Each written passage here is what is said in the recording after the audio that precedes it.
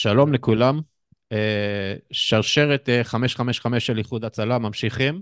אני איתכם אריאל עוזיק, ויש לי את הזכות הגדול לדבר עם חבר הטוב שלי, דניאל מרקוס, פרמדיק של סניף חוף הכרמל, חבר טוב ואיש איש עשייה.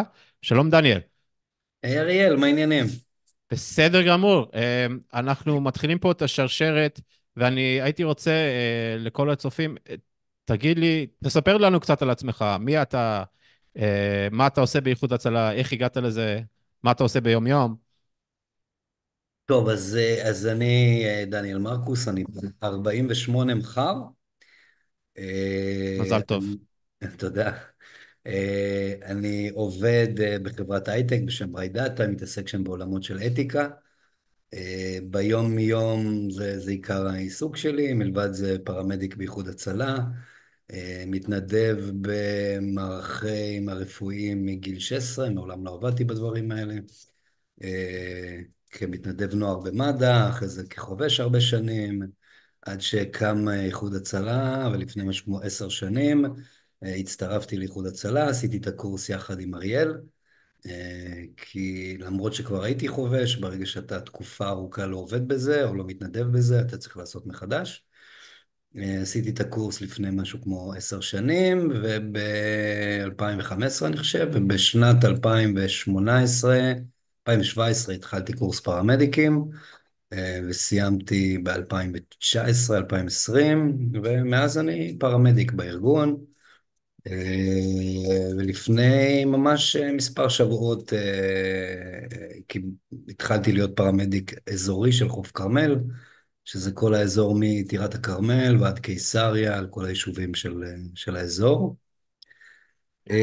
זהו, החיים שלי מתחלקים בין התחביב המאוד מוזר שלנו של הצלת חיים, לבין חברת הייטק, לבין המשפחה. אה, זהו בגדול מאוד כזה עלינו. לאנשים שצופים בנו, לא בהכרח יודעים מה זה פרמדיק, ומה ההבדל בין פרמדיק לחובש, אז אני חושב שהייתי רוצה שתסביר לנו מה זה פרמדיק, איך זה מתפתח, למה זה שונה, ואיך הגעת לזה בכלל. אוקיי, אז בעצם המדרג בישראל מאוד מאוד שונה מבחינת הצורה שבה מתייחסים לזה. בחו"ל זה בנוי אחרת לגמרי, אבל בישראל יש בעצם כמה מדרגים. יש, המצב הנמוך ביותר זה מתנדב נוער, במד"א בדרך כלל, קורס של 80 שעות, זה מה שנקרא מגיש עזרה ראשונה. לאחר מכן יש קורס חובשים שלוקח כמתנדב משהו כמו חצי שנה. קורס לא קל, מאוד אינטנסיבי, גם הקורס חובשים עצמו, שבעצם קורס חובשים מקנה למי שעושה אותו את כל הבסיס של בעצם לבוא ולתת טיפול ראשוני מתקדם למי שצריך. אחרי זה יש קורס חובשים בכירים, שזה בעצם קורס שיותר מסייע בעצם של החובש לבוא לתת מענה ברמה מתקדמת יותר, ובייחוד לעזור לפרמדיקים ורופאים לעשות את העבודה. ואחרי זה יש פרמדיק, ובעצם שזה קורס שלוקח משהו כמו, כמתנדב משהו כמו 3 שנים, 2.5, תלוי בזמן הפנוי. וכמובן רופאים בסוף. המקצוע עצמו פרמדיק התחיל אי שם סוף שנות ה-70, תחילת שנות ה-80, שהבינו שצריך להכשיר כוח אדם שמתמחה בטיפול מציל חיים, יכול לתת את כל המנעד של טיפול מתקדם בשטח, כולל מתן תרופות, ביצוע של פרוצדורות, ניתוחי שדה ודברים יותר מורכבים. מתוך הבנה שלבזבז עכשיו במרכאות 7-8 שנים של לימוד פלוס עוד כמה שנות התמחות כדי לעשות את זה, זה מאוד בעייתי, וחיפשו דרך יחסית מהירה. ובעצם שם קם המקצוע הזה שקוראים לו פרמדיק. הפרמדיק בעצם מתמחה בוא נגיד במשפט אחד, כל מה שיכול להרוג אותך. כלומר, אם זה לא יכול להרוג אותך, אנחנו לא יודעים הרבה דברים על כל מיני וירוסים עושים חום ועושים פריחה, ואנחנו כן מתמחים בכל נושא רפואת החירום, מהמם. מקרדיולוגיה, טראומה, ובעצם מתמחים בעולמות האלה, ויודעים לתת בשטח כל מה שאפשר לתת בשטח. אין משהו שאפשר לעשות בשטח להציל חיים, שאין לנו את הסמכות לעשות, מלבד באמת כמה דברים מאוד מאוד ספציפיים. זהו, וזה בעצם פרמדיק, בעצם הדרגה הגבוהה ביותר בשטח שקשורה לרפואת חירום.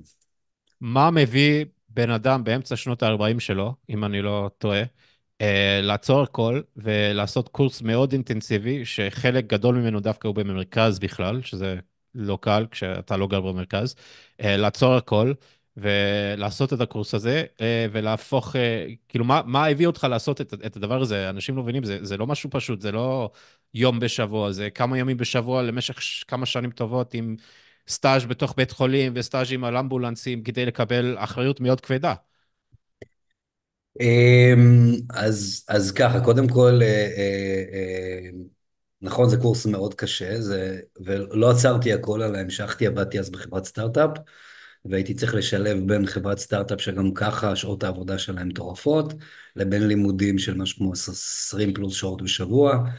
אמ, והסיבה שעשיתי את זה, זו אותה סיבה שואלים למה אתם עושים את זה, למה אתם מתנדבים במשהו שהוא כל כך, או כולל בתוכו כל כך הרבה דברים לא נעימים.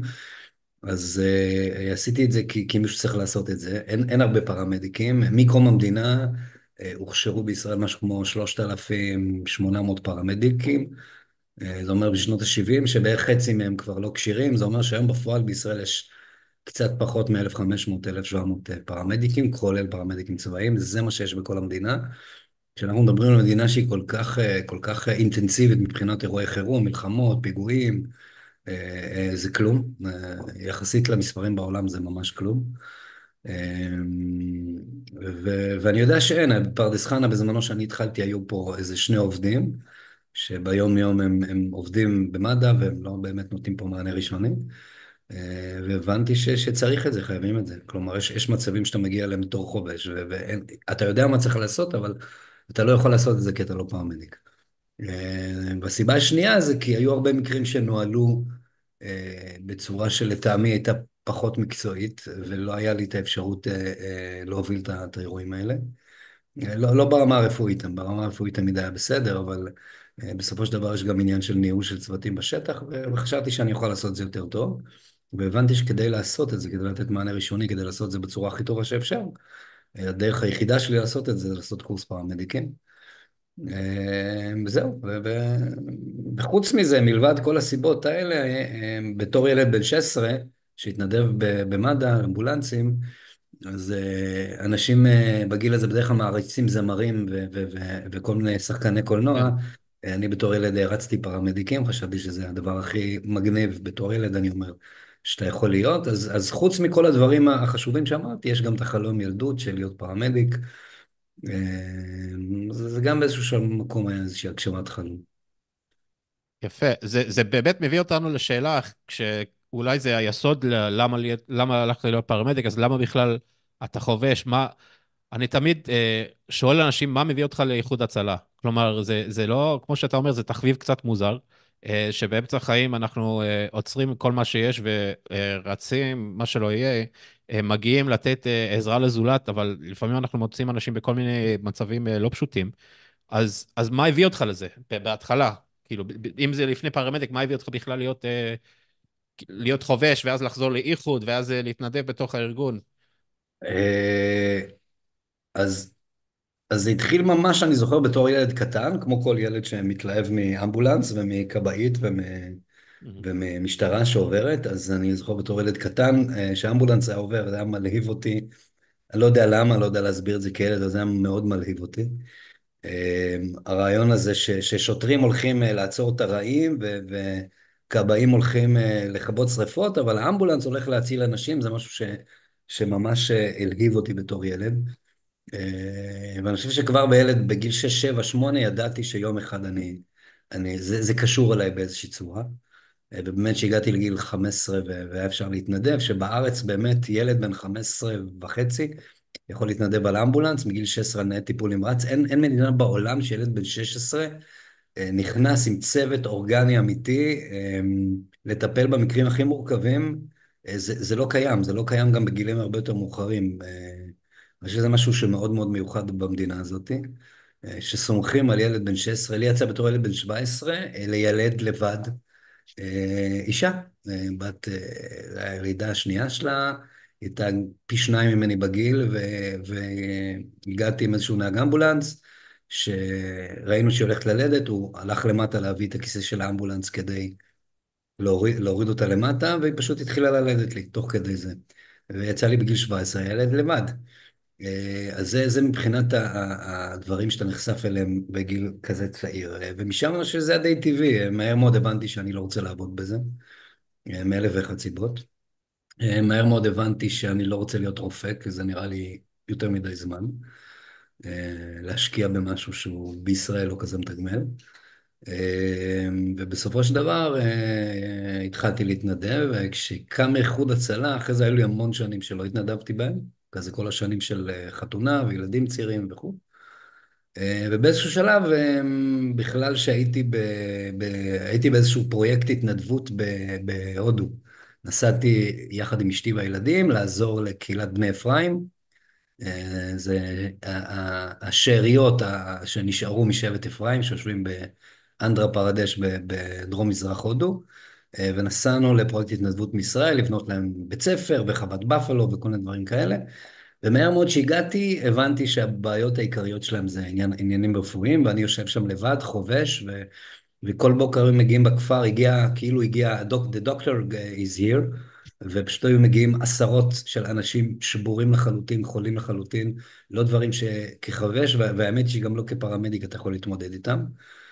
כל מיני מחלות נוראיות שהן נובעות מאנשים שלוקחים 15 שנה רצוף אנטיביוטיקה, ופירקו לעצמם כל המערכות בגוף בגלל זה. ואז אמרתי, טוב, אני צריך לארגן לפה רופאים, והתחלתי לבדוק עם ארגונים בארץ, ואימא שלי שלחה לי סרטון של אלי ביר, בהרצאה בטד, מסביר על האמביוסייקל, האופנוע האמבולנס, זה נראה לי ב-2009 או משהו כזה, זה צולם כן. 2010. עומד על הבמה איש מתוק בצורה יוצאת דופן, ומסביר איך האמבולנס, אופנוע הזה הולך לשנות את העולם. זה היה ממש תחילת הארגון של איחוד הצלה, ואני אי שם בבירת נפאל, ומנסה לארגן לעצמי צוותים רפואיים שיגיעו מישראל לשם. וניסיתי להשיג האמת היא, ניסיתי להשיג גם את מד"א, כל מיני קשרים, מד"א אפילו לא היו מוכנים להקשיב לזה. שלא יעלה באף אחד במד"א, אבל זו האמת. והתקשרתי לארגון, התקשרתי כאילו למספר טלפון בירושלים, וכמה דקות אחרי זה הוא להתחכה על הקו, ועולה לי המנכ"ל איחוד הצלה, ואומר לי, שלום, אני אלי ביר, איך אני יכול לעזור? ושמע את הסיפור, ופשוט בדקות אמר, יאללה, אנחנו באים. למזלי הרע, אני אקצר את הסיפור, למזלי הרע, תוך כדי זה שהם התארגנו, ובאמת הוא התחיל כאילו בצורה מאוד רצינית לדבר על זה. זה היה ביום רביעי, ביום חמישי התחילה סופת שלגים איומה בירושלים. מהמם. אני לא יודע אם אתם זוכרים, זה 2015, 2014, לא זוכר אם זה 2014, 2015, נראה לי בין משהו שם, ינואר 2015, ובעצם סגרה את ירושלים, והיה שם קטסטרופה שלמה רפואית, והיו צריכים לפנות הרבה אנשים מבוגרים, ובעצם זה סגר את הארגון שאז מאוד מאוד קטן לכמה ימים, עד שזה קרה כבר הצלחנו לארגן רופאים מהודו, והסיפור הזה נסגר, אבל זה ההיכרות שלי עם איחוד הצלה, עם איזושהי בקשה של אדם הזוי שמתקשר מנפאל ומבקש שישלחו לו רופא, שילך לאנדרה פרדש בהודו ויעזור לקהילה של שבט אפרים שלא נמצא בישראל כבר 2000 שנה, והוא פשוט אומר כן. וזה משהו שנוגע בך, אתה אומר, אוקיי, אני רוצה לראות מה זה הדבר הזה, וחזרתי לארץ אחרי כמה חודשים, ושם אני ואריאל נפגשנו, ממש כמה חודשים אחרי זה התחלתי את הקורס, אמרו לי, לא, אתה צריך לעשות קורס חופשי מחדש. עשיתי קורס חופשי מחדש, וככה חזרתי לארגון, שכל הרעיון הזה של ארגון שקם מתוך הבנה שהבעיה הגדולה היא הזמן שלוקח לאמבולנס להגיע, למד"א מה לעשות, הוא יושב בתחנות בכל עיר, והתחנות לא מפוזרות, ויש להם מספר מוגבל של אמבולנסים, תמיד יכול לקחת להם בין 5 דקות, 10 דקות, רבע שעה, ואפילו 20 דקות להגיע למקומות מסוימים, ואיחוד הצלה שקם מתוך ההבנה הזאת שהזמן הזה זה הזמן הכי חשוב, אמר, אני אפזר מתנדבים בכל הארץ, אני אתן להם תיקים, ובהתחלה אפילו לא להם תיקים, ואנחנו פשוט נדאג שאנשי רפואה יגיעו כמה שיותר מהר, וזו באמת תפיסה שהיא מאוד פשוטה, אבל היא חריגה והיא שינתה את הדבר הזה.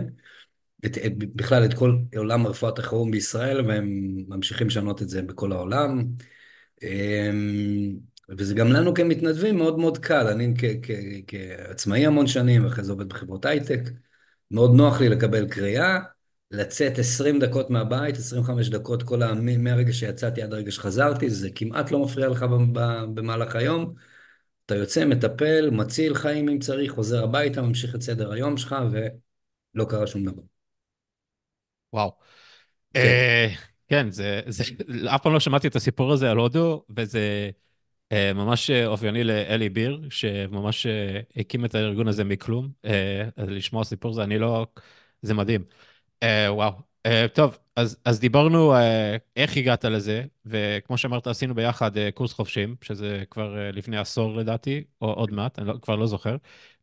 ועכשיו אתה פרמדיק, והייתי רוצה לשאול אותך קצת, לא בפן של המנהלי, אבל איך זה, קודם כל להיות פרמדיק, כי היית קודם כל פרמדיק באיחוד, ובזמן האחרון הפכתי להיות ראש הפרמדיק של הסניף. אז איך זה להיות פרמדיק בתוך ארגון מתנדבים כזה? איך זה מורגש? אני הייתי רוצה לדעת מה ההבדל, כאילו איפה אתה מרגיש את ההבדל, השוני, כאילו, הגדול. אני מניח שזה בטיפול וכל מיני מקומות. ואיך זה להיות פרמדיק של הסניף, של סניף חוף כרמל. אוקיי, אז קודם כל נראה לי ההבדל העיקרי בין פרמדיק לחובש הוא בעיני החובשים ולא בעיני הפרמדיקים. אוקיי, אני לא רואה הבדל כזה גדול, כלומר יש לי המון ידע, אבל יש גם המון חובשים עם המון ידע. אה, בסוף אני סוג של חובש ממש ממש ממש טוב, שתרגל ותרגל ותרגל במשך אלפי שעות את הדברים האלה. ומבחינתי בשטח אני לא רואה כזה הבדל, אני מגיע ומתנהג באותה צורה שהתנהגתי לפני כן.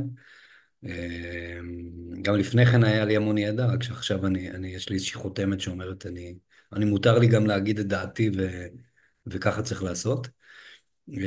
אבל זה בייחוד היום ההבנה שלי של כמה זה פשוט וקל להציל חיים, כמה רוב הידע שיש לי הוא מיותר.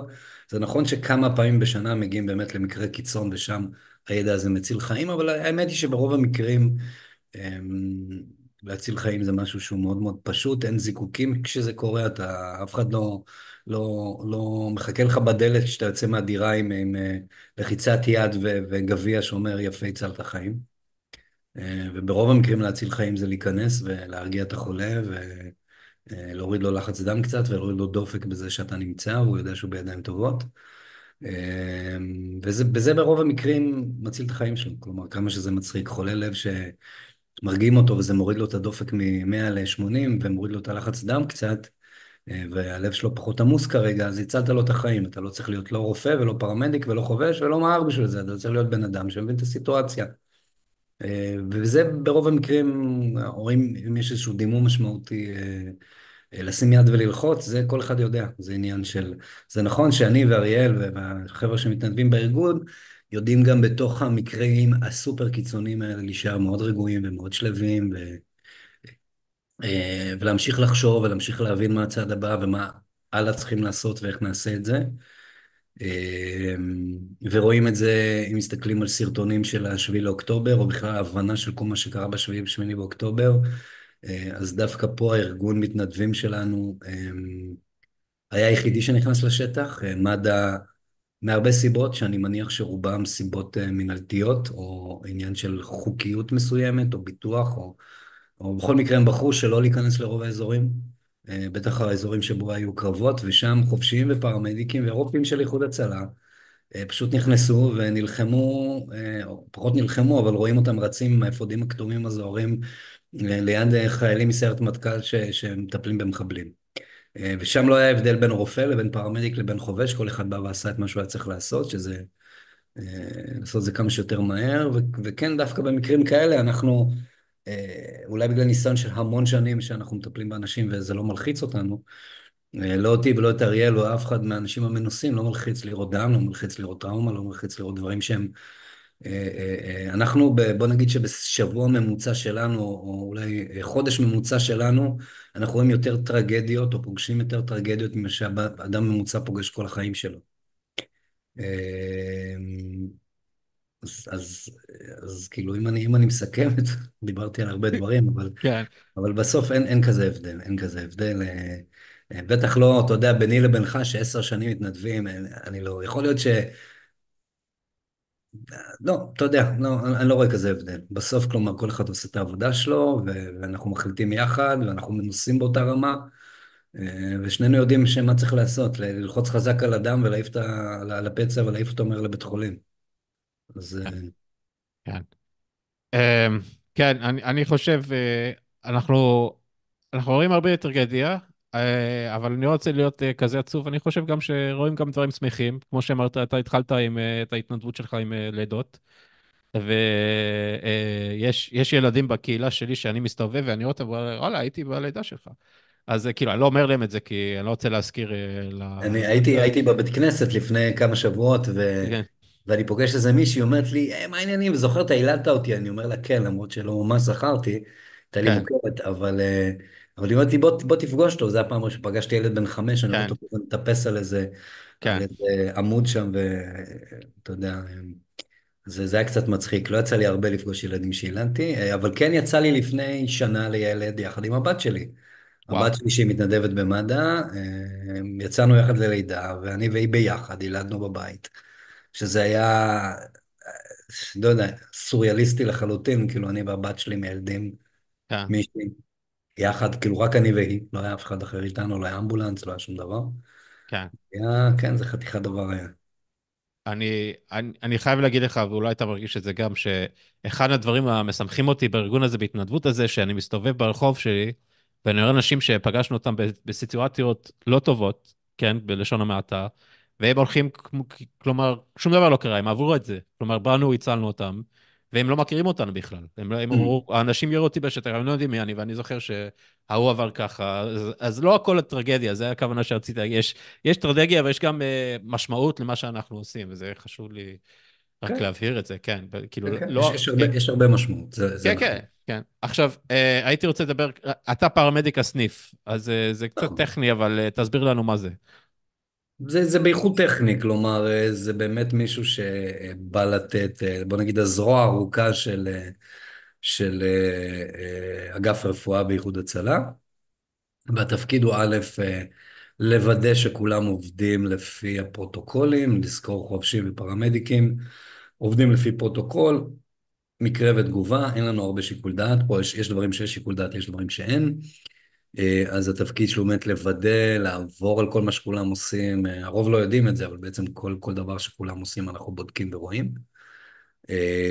אם צריך, אז לדבר עם אנשים, לעשות את בחינות קבלה של החובשים החדשים, בייחוד לפקח אה, לכל מיני החלטות מנהלתיות של אם לפסול מזרק אפיפן שבועיים לפני פג תוקף, או אוקיי. דברים בסגנון הזה.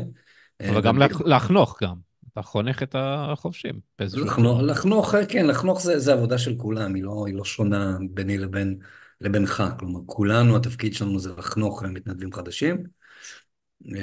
כי כמו שאתה יודע, זה מקצוע של נטו ניסיון, אפשר לעשות 1,000 קורסים עד מחר, זה נטו ניסיון.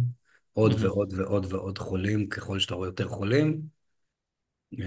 היום אני יכול להסתכל על מישהו ברחוב ולדעת שיש לו מחלת כבד, לא כי דיברתי איתו, כי אני יודע איך נראים חולי כבד, יש להם פרצוף מסוים, יש להם, לא מדבר על צהובים. כן, אתה רואה איך נראים חולי כליות, אתה רואה איך נראה חולה לב, כלומר, העין הקלינית זה הדבר שמגיע מניסיון. כן, כי אחרי שראית 1,000 חולי לב, כשאתה פוגש אחד, אתה לא צריך שהוא יגיד לך, אתה רואה כבר מה יש לו. כן, וזה הניסיון שאנחנו מעבירים לחובשים, וזה לא רלוונטי אם אתה פרמדיק או חובש. יפה. אמ, הייתי רוצה, לקראת סיום, אנשים שמקשיבים לנו וחושבים אולי על להיכנס לתחום הזה, להתנדב, ושומעים על המורכבות שיש בהתנדבות הזאת. כמו שאתה אמרת, זה לא התנדבות פשוטה. יש לא. בזה, אז יש לזה משמעות, אבל זה לא פשוטה. מה היית אומר להם? מה היית אומר להם על התחום שלנו, על ההתנדבות, על כל הארגון, מה היית אומר להם? אוקיי, אז דבר ראשון, זה לא מקום לחפש ריגושים, בסדר? נכון שיש הרבה אדרנלין בעבודה שלנו, מי שבא לחפש ריגושים, זה א', הוא לא יחזיק מעמד, והוא יצא פוסט-טראומטי בסופו של דבר. אז מי שמחפש ריגושים זה לא המקום. יש פה הרבה עניין של מקצועיות ודברים תחום הרפואה זה תחום שהוא אינסוף ללמוד בו. אתה יכול ללמוד כל יום שעות, כל החיים שלך, ולעולם לא תקיף את הכל. אז מבחינת עניין זה הדבר הכי מעניין שאני מכיר. וברמת ההתנדבות, אני לא חושב, אתה יודע, כל המציל נפש אחת, וזה, כי יש פה הרבה עניין של אלטרואיסטיות, וכן יש המון טרגדיות, כן יש המון כאב, אבל אנחנו, כמו שאמרת, אנחנו לא פה בשביל זה, אנחנו רואים את זה, אבל אנחנו יודעים כבר להתמודד עם זה, ואנחנו יודעים לדבר על זה, ואנחנו יודעים לטפל בעצמנו. אבל בסופו של דבר, אני חושב כמו שאמרת, אתה פוגש ילד שהילדת לפני כמה שנים, אז גם, זה אפילו גם זה סוג של ריגוש, כאילו, כי אתה עושה משהו ואתה מצפה לקבל איזושהי תמורה, אז כי הנה, פגשתי מישהו שהצלתי, וזה היה לי מה זה כיף, והרגשתי כן. ממש חשוב, וכולם חיבקו אותי, וקיבלתי, לא יודע, שתי כרטיסים למשינה. אבל זה לא העניין, העניין הוא באמת, אני חושב, מי שמחפש משהו אתה יודע מה, אני אפילו לא יודע איך לתאר את זה, אבל זה זן מאוד מסוים של אנשים שמגיע, זן שלא מחפש תמורה כלשהי, זן שיש לו איזה קור רוח מסוים והוא מסוגל לעמוד במה שאנחנו חווים, אה, וזן של אנשים שמוכנים לקום בשלוש לפנות בוקר, ללכת לעזור למישהו זר לחלוטין. אבל האנשים האלה גם זה אנשים שתמיד יעזרו לחברים שלהם כשהם עוברים דירה, ותמיד יעזרו למשפחה שהיא צריכה עזרה. אז בוא נגיד שאם ביום יום אתה לא אדם שעוזר לחברים שלך ולמשפחה שלך, ואתה לא טיפוס שמתנדב וכל הזמן נמצא מעורב קהילתית, אז זה לא בשבילך. אבל אנשים שכן מחפשים להיות מעורבים ולתת ולתרום ולפגוש באמת האנשים הכי טובים בישראל, ואפשר לראות את זה עכשיו, כי תראה כמה חובשים ופרמדיקים שלנו לא נמצאים פה כי הם כולם במילואים, אז מהמם. אנחנו מחזיקים גם את המערך המילואים, המון מאיתנו. אני מבחינתי אין משהו יותר טוב, אין משהו יותר מעניין, אין משהו יותר מרגש, אין משהו יותר חשוב לעשות מאשר להיות חלק מארגון כזה. יפה. דניאל, תודה שעשית שהיית איתנו. היה לי כיף לראיין אותך, ותמשיך להיות מי שאתה. יאללה, תודה, הכי כיף שאתה ראיינת אותי, ויאללה, טוב. מוזמנים לבוא להצטרף לארגון. כן.